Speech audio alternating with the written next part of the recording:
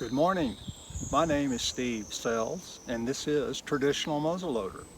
Today we are in the Cibola National Forest with the New Mexico Mountain Men at their McGaffey Lake Rendezvous. And today's topic is flintlock rifles.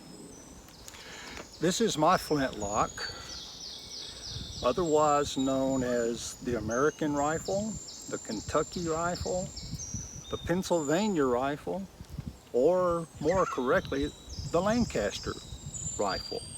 These rifles were built by several highly skilled gunsmiths in Lancaster County, Pennsylvania. This one happens to be 40 caliber, which is suited for medium and small game. It is in the style of Isaac Hayes, who was a rifle builder in Lancaster County around 1790s. The stock on this rifle is pearly black maple. The artwork on it, the carving, is reminiscent of that work that Isaac Hayes did. It's more of a Rococo style. The engraving matches that style, and I will try to give you some close-up views of some of the art that's on this particular rifle. Hopefully you can see the engraving in the brass fixtures, some of the engraving and artwork that's in the wood, all up and down at the entry pipe, along the muzzle, along the wrist, behind the cheek piece. This is all deep relief carving. Now, this is not the typical rifle that would have been owned by a common working man. This is the kind of rifle that would probably belong to a wealthy merchant or maybe a plantation owner that didn't hunt for a living, but more for sport.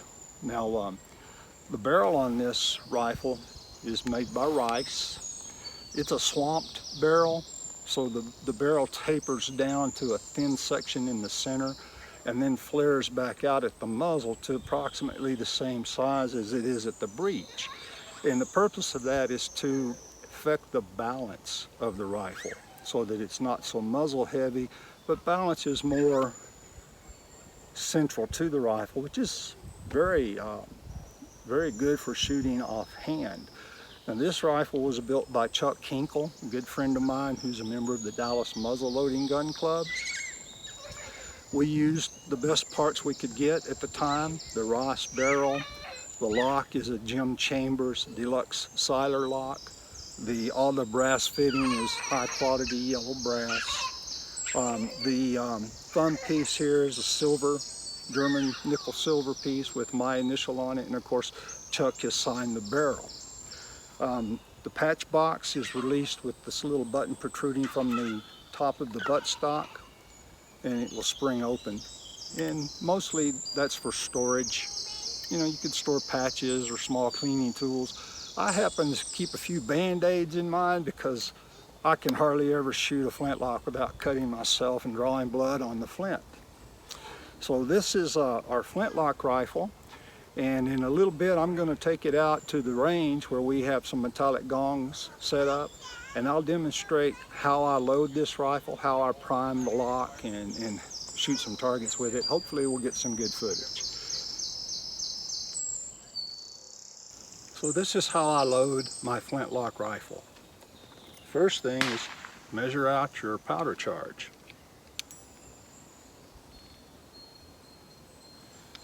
Don't forget to plug your powder horn. So you pour your powder charge down the barrel, and then you need a patch and a ball. For this rifle, I'm using white denim for patching, and it is lubricated with a mixture of Ballistol and water, allowing the water to evaporate out of the patching and leaving the oil. I seat the ball sprue up on the patch and use the short starter to seat the ball flush with the muzzle.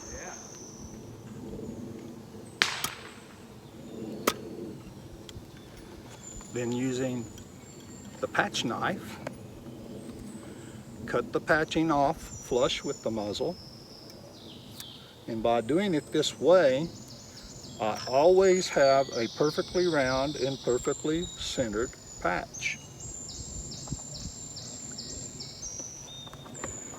Then with the long end of the short starter,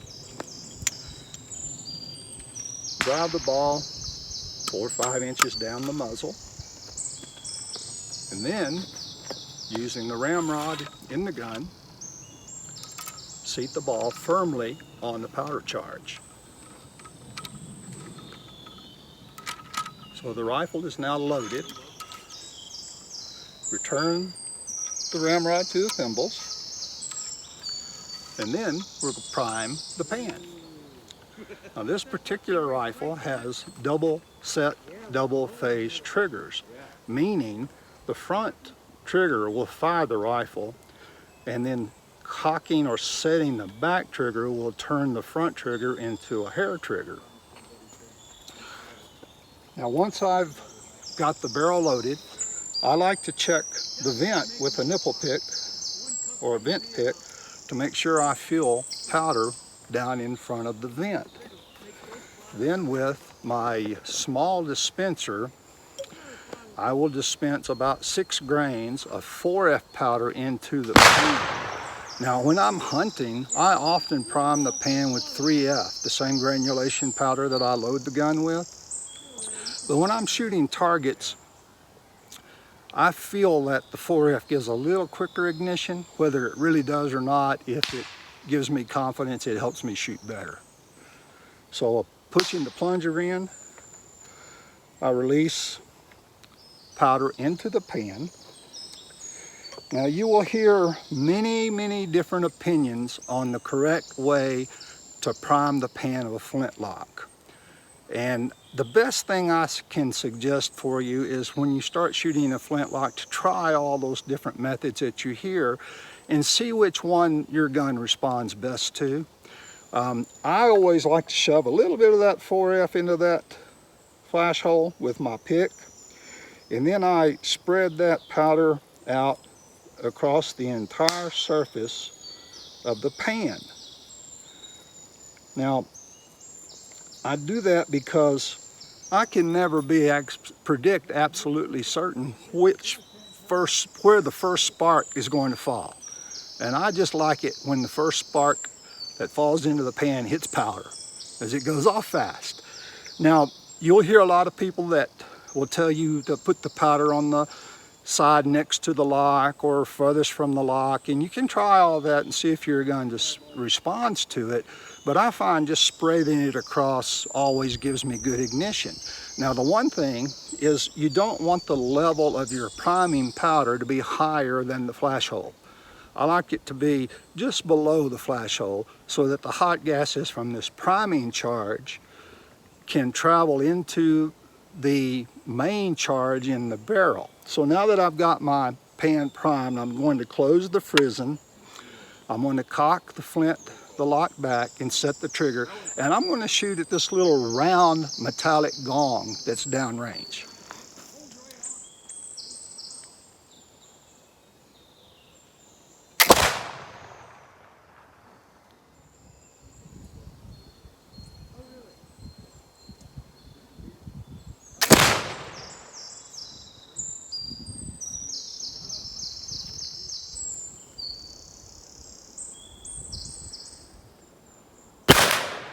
Good shot. There you go. Yeah, good hit. Well, it's been a lovely September day here in the forest. I hope you enjoyed our video and our shooting demonstration today. You may want to hit subscribe. The next video I'm planning to do is how to disassemble and clean a flintlock and reassemble it properly. So until the next time, shoot straight. And remember, keep your powder dry.